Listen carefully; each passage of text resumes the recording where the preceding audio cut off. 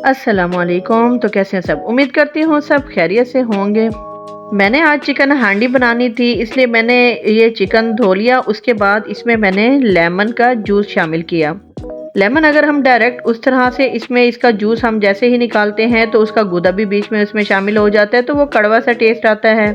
लिहाजा इस तरह से छन्नी की मदद से अगर लेमन जूस उसमें शामिल करें तो किसी भी चीज़ में उसका गूदा नहीं जाता, जस्ट लेमन का जूस ही उसमें शामिल होता है, तो कड़वा सा टेस्ट नहीं आएगा।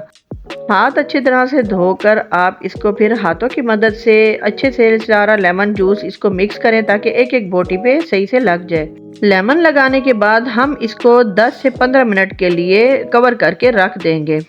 जैसे ही बर्तन को हम कवर करते हैं उसकी अपनी भी एक स्टीम होती है। स्टीम के साथ उसमें टेस्ट और भी मज़ीद अच्छे से उसमें ऐड हो जाता है, उसका टेस्ट और भी टेस्टी हो जाता है। 10 मिनट के बाद हम ये इसमें बाकी के मसाले अब शामिल करेंगे। 1 चम्मच नमक जो कि हस्बे ज़ायका मैंने इसमें ऐड किया। उसके बाद इसमें बारी आती है पिसा हुआ लाल मसाला। अब बारी आती है इसमें थोड़ी सी हल्दी। गर्मियों का मौसम स्टार्ट हो गया, इसलिए ज़्यादा इसमें हल्दी वगैरह मैं खानों में नहीं शामिल करती। 1 चम्मच नॉर्मल इसमें लहसुन और अदरक का पेस्ट शामिल किया। ये सारे मसाले डालने के बाद इनको अच्छे से मिक्स करना है। यहाँ पे जब मैरिनेशन के टाइम हमने मसाले डालने हैं तो ये सिंपल ही नमक मसाला हल्दी शामिल करके इसको मैरिनेट करके हमने रख देना है। आपके पास घंटे का टाइम है तो घंटे के लिए सही, नहीं तो कम से कम 20 से 25 मिनट के लिए हद इसको मैरिनेट करके रखें ताकि इसमें सारे मसालों का टेस्ट अच्छे से आ जाए। ये जी सारे मसाले इसमें शामिल हो चुके हैं। अब इसको भी हमने कवर करके कुछ देर के लिए रख देना है।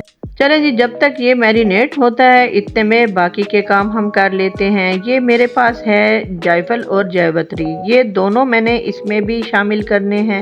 जैसे ही इसको हल्का सा तोड़ें तो ये इसके छिलके बिल्कुल सेपरेट हो जाते हैं। जो इसके अंदर छोटी गुठली टाइप होता है वही हमने मसाले में शामिल करना है। आप इन दोनों मसालों को एक साथ भी ग्राइंड करके किसी भी एयर टाइट जार में रख सकते हैं और कभी भी आपको हांडी में इस्तेमाल करना हो तो इजीली आप यूज़ कर लें। फिलहाल मैंने एक साथ ग्राइंड नहीं किए हुए थे, जो मेरे पास स्टॉक था वो ख़त्म हो चुका था। फिलहाल जल्दी थी इसलिए मैंने जल्दी में थोड़ा सा जो मुझे मसाले चाहिए थे एक हांडी के हिसाब से वो मैंने इस तरह से सेपरेट कूट लिए। कुकिंग ऑयल हल्का सा जैसे ही गर्म हुआ उसमें कटे हुए प्याज और कटे हुए टमाटर, ये किसी भी शक्ल में आप काट लें क्योंकि इनकी तो अभी बैंड बजने वाली है। ये बिल्कुल कहीं भी नज़र नहीं आएंगे कि इनकी शक्ल थी कैसे, लिहाजा इसलिए जिस तरह से मर्जी जल्दी जल्दी काट लें, तो इसका कटिंग का कोई भी इसमें ख़ास मेथड नहीं है। ये जी दोनों को थोड़ी देर फ्राई करना है, इतनी ज़्यादा देर भी नहीं फ्राई करना, मतलब पकाना नहीं है, हल्का सा इनको सिकाई करनी है। जैसे ही इनकी सिकाई हो जाए फिर इनको हमने ग्राइंड करना है। जूसर में डाल के इसमें पानी शामिल करने की ज़रूरत नहीं है, हल्का सा कुकिंग ऑयल भी होता है और ये टमाटरों का पानी भी थोड़ा सा आ जाता है। बहुत ही आसानी से ये उसी जग में ग्राइंड हो जाते हैं जिसमें हम शेक वगैरह बनाते हैं। तो जी अब ये कुकिंग ऑयल मैंने इसमें गरम करने के लिए डाला। हल्की आंच पर, ज़्यादा तेज़ आंच नहीं रखनी क्योंकि ये खड़े मसाले जो हैं ये इसमें जल जाते हैं। ये मैंने खड़े मसाले इसमें शामिल किए और हल्की आंच पर इनको गरम करने के लिए रख दिया। तेज़ आंच पर बिल्कुल नहीं करना, ये मसाले ये पत्ता बिल्कुल नहीं जलना चाहिए।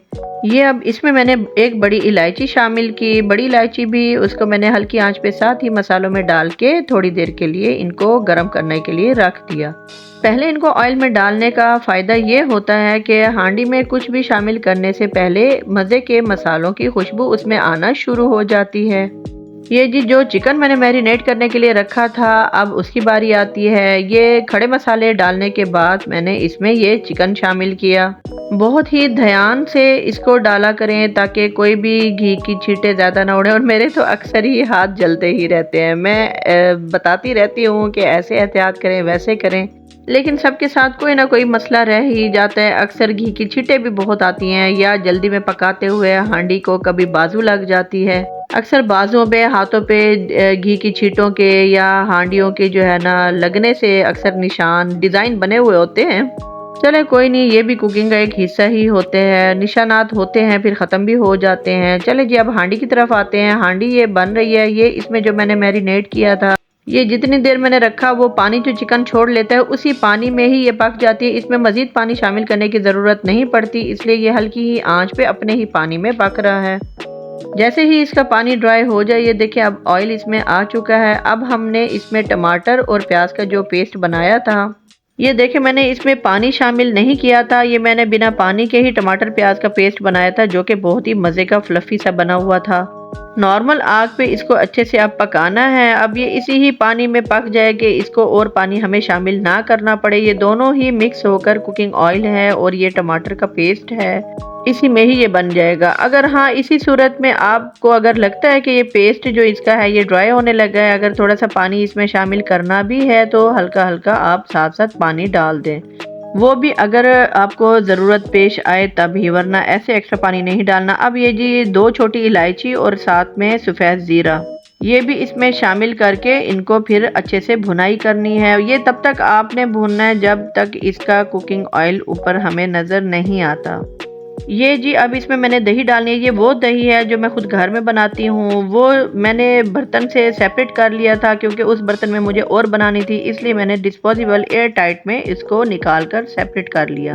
ये जी तकरीबन 10 मिनट के अंदर-अंदर इसके ये जो जितना भी इसका पानी था वो ड्राई हो चुका था। अब इसकी भुनाई हो चुकी थी, ये कुकिंग ऑयल भी सामने नज़र आने लग गया है। अब यहाँ पे जाके हम इसमें दही ऐड करेंगे। दही हमने पहले क्यों नहीं ऐड की, क्योंकि उसकी सारी ऐसी की तैसी हो जाती है, उसका टेस्ट ख़राब हो जाता। ज़रूरी नहीं कि हर हांडी को सेम स्टाइल में बनाया जाए, इसलिए इसको हमने दही को बाद में इसमें शामिल किया। दही को मैंने अच्छे से बीट कर लिया था। बीट करने के बाद जैसे ही कुकिंग ऑयल हमें दिखा, हमने उसमें अब दही शामिल की।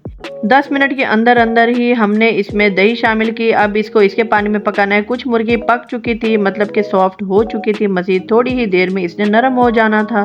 बस जी दही डालने के बाद इसको मज़ीद थोड़ी सी भुनाई की और इसी भुनाई में ही नॉर्मल इसको आँच पे पकाना है, तेज़ आँच पे नहीं पकाना। मसाले जलाने नहीं है, मज़े का टेस्ट देना है उनको। ये जी दही अब जितनी देर, थोड़ा सा पानी इसने खुश्क होना है, ज़्यादा नहीं होना, इसको ज़्यादा देर पकाना नहीं है।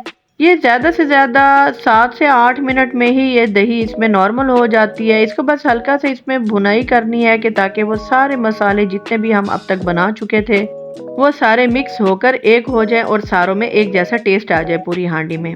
दही डालने के बाद 4 से 5 मिनट इसको ऐसे खुला ही छोड़ दें और उसके बाद इसको कवर करके इसको थोड़ी देर के लिए पकाना है। अब हमने ये जी अब तकरीबन 7 से 8 मिनट में ये हांडी अब रेडी थी। इसका दही का पानी भी ड्राई हो चुका था और चिकन जो बाकी का थोड़ा सा सख्त था वो भी नरम हो चुका था।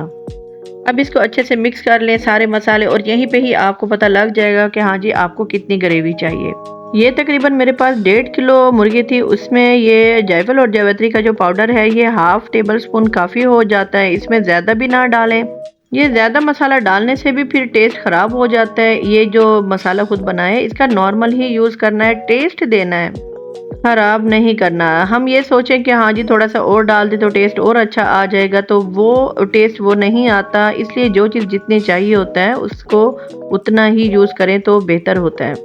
अच्छा यहीं पे अब ये फाइनल होने लगी है। अगर आपको लगता है कि आपकी फैमिली के लिहाज से ग्रेवी कम है तो यहाँ पे आप थोड़ा सा पानी उसमें शामिल करके इसको एक बॉईल अच्छे से दे दें कि ताकि सारे मसाले उसमें मिक्स हो जाएं। अच्छे से बॉईल आने का फ़ायदा ये होता है कि उसमें टेस्ट सेम आ जाता है पूरी हांडी में। हांडी जब बिल्कुल डन हो जाए लास्ट में इसमें सब्ज़ मिर्चें ऐड करें। ये इस तरह से इसके ये जो डंडलियाँ होती हैं वो ना उतारें, इनकी खूबसूरती इसी के साथ ही अच्छी लगती है। सब्ज़ मिर्चें लास्ट में ही डालनी है, इसको ज़्यादा नहीं पकाना, बीच में उनका टेस्ट शामिल ना हो। जस्ट मिर्चों में मसालों का टेस्ट आना चाहिए। मिर्चें डालने के बाद हल्की आंच पे थोड़ी देर के लिए मैंने 2 से 3 मिनट के लिए इसको दम पे रख दिया। बस ये हांडी तैयार हो चुकी थी, आग भी मैंने बंद कर दी थी। ये देखें जी मज़े का इसका टेस्ट तैयार है। ये ट्राई कीजिएगा ज़रूर, बहुत ही टेस्टी हांडी बनती है। ये ग्रेवी भी बहुत ही मज़े की बनी हुई थी, इसका टेस्ट बहुत ही सारे। इसका जो चिकन हम मैरिनेट करके रखते हैं सबसे पहले लेमन में, तो बस वो टेस्ट इसमें एक एक बोटी में मज़े का आ जाता है। हांडी हमारी डन हो चुकी थी। अब बारी आती है ये शेक की। ये जी मैंने जग में डाले बनाना, दूध और इसमें ये क्रीम शामिल की और साथ में इसमें ये मज़े का कंडेंस मिल्क मैंने शामिल किया। ये देखें ये इसमें क्रीम है, ये जो मैंने इसमें क्रीम शामिल की है, ये क्रीम, कंडेंस मिल्क और बनाना। अब इसमें बारी आती है चीनी की।